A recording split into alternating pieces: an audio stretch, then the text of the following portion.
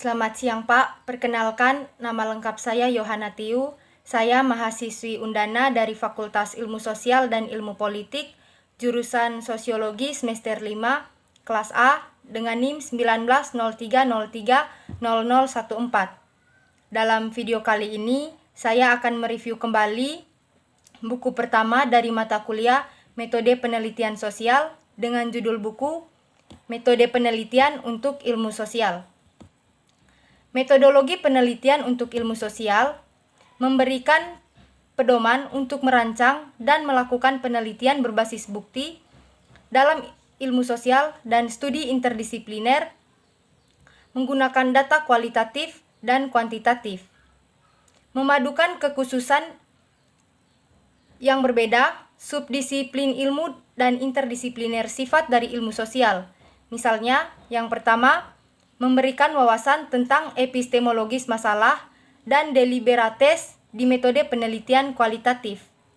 Yang kedua, meliputi berbagai aspek teknik penelitian kualitatif dan teknik penelitian berbasis bukti, termasuk desain survei, pilihan sampel, konstruksi indeks, kesimpulan statistik, dan analisis data.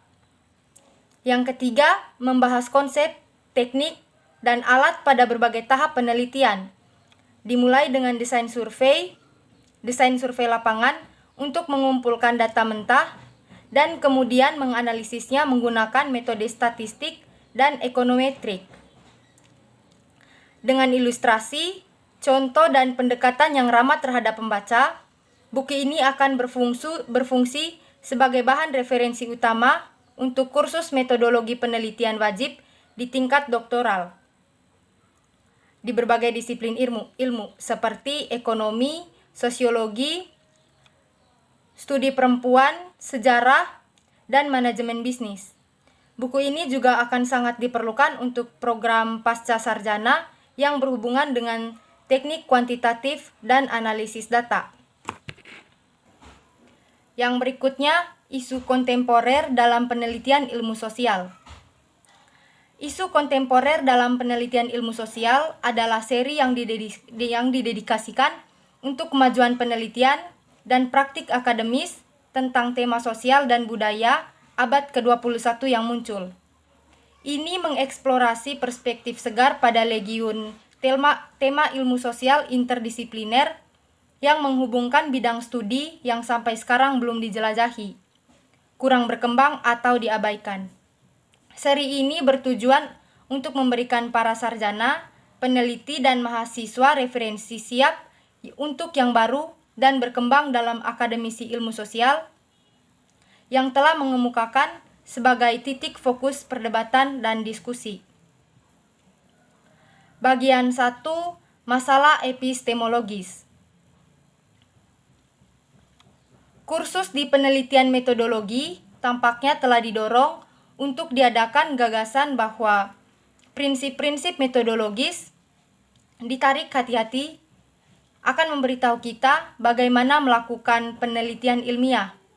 Dan setelah mereka ditarik, selanjutnya langkah yang jelas akan menilai potongan yang sebenarnya penelitian atau pro-penelitian Gram dalam hal dari prinsip mereka.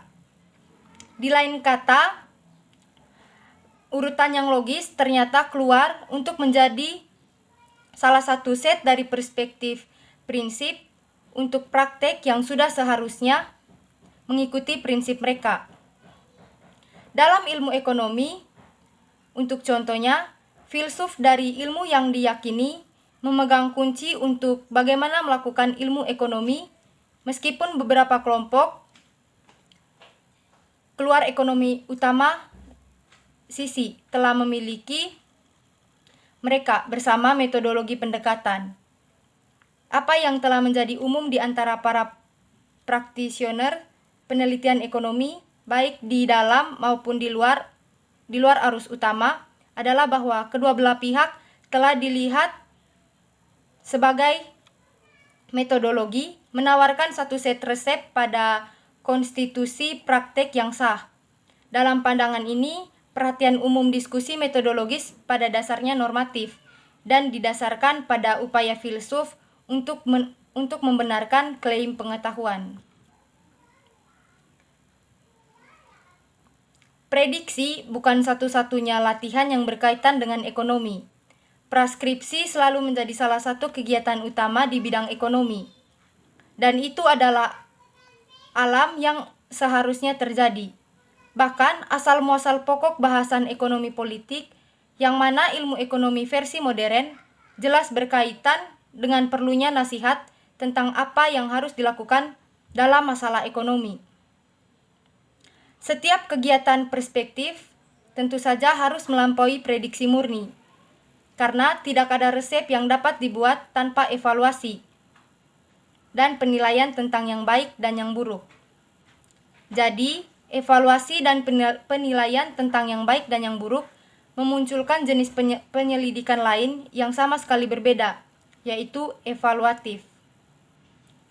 Untuk penyelidikan evaluatif berlaku yaitu normatif kriteria untuk menilai negara dari urusan ekonomi. Contohnya, sebuah pertanyaan seperti apakah jenis kelamin ketidaksetaraan lebih di negara A daripada di negara B? Ternyata termasuk dalam kategori deskriptif. Tapi pada pengawasan yang lebih ketat, menjadi jelas bahwa tidak ada yang jelas dari menilai jenis kelamin ketidaksetaraan dengan sebuah perspektif. Seseorang dengan pemikiran empiris dan kurang mengandalkan teori untuk penerangan sering cenderung mengatakan fakta berbicara sendiri. Faktanya hampir tidak berbicara sendiri. Kita harus memilah-milah fakta yang relevan dari yang tidak relevan sejak awal. Tanpa beberapa ide sebelumnya tentang sifat fenomena, tanpa beberapa proposisi, asumsi, dan lain-lain, tidak ada cara yang bisa dilakukan menurut sebuah positivis.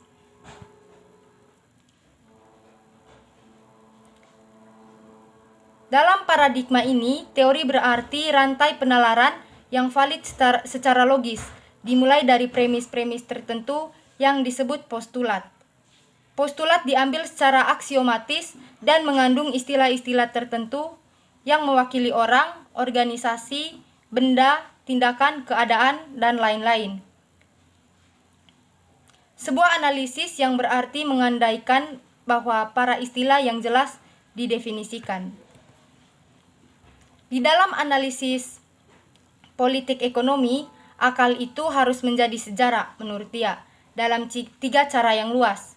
Yang pertama, perencanaan harus ditempatkan sehubungan dengan hukum gerak atau kecenderungan yang menengahi formasi sosial India dan kontradiksi yang menyertainya, terutama yang berkaitan dengan akumulasi dan sumber akumulasi. Yang kedua, instrumentalitas perencanaan harus dinilai dalam kaitannya dengan kemungkinan transisi dari keterbelakangan ekonomi ke cara produksi kapitalis yang dominan. Dan yang ketiga, waktu horizon lama cukup untuk berbicara tentang struktural, metodologis agenda grafik yang jelas, sangat berbeda dari yang diperkenalkan di awal, dan tidak termasuk dalam kategori teori metode data yang sudah dikenal dari kategori positivis empiris. Kemudian yang berikutnya, composite index sebagai sebuah ilustrasi contoh. Proses pembangunan pada dasarnya bersifat kualitatif, sedangkan yang perluasan dari suatu kapasitas produktif negara dapat dianggap sebagai kondisi yang diperlukan untuk mengembangkan dalam jangka panjang. Tidak cukup untuk menjamin perluasan kebebasan nyata dari orang-orang untuk melakukan apa yang harus orang lakukan untuk menilai. Pembangunan ini dikonseptualisasikan sebagai kebebasan, dan kebebasan adalah multidimensi. Mendasari setiap ukuran gabungan beberapa asumsi mengenai bagaimana berbagai dimensi dari perkembangan atau bergantian kesejahteraan, kualitas dari kehidupan, manusia pembangunan. Terkait dengan indeks secara keseluruhan, ada 2 cara utama untuk membangun hubungan seperti itu. Demikian video review buku pertama dari mata kuliah Metode Penelitian Sosial. Sekian dan terima kasih.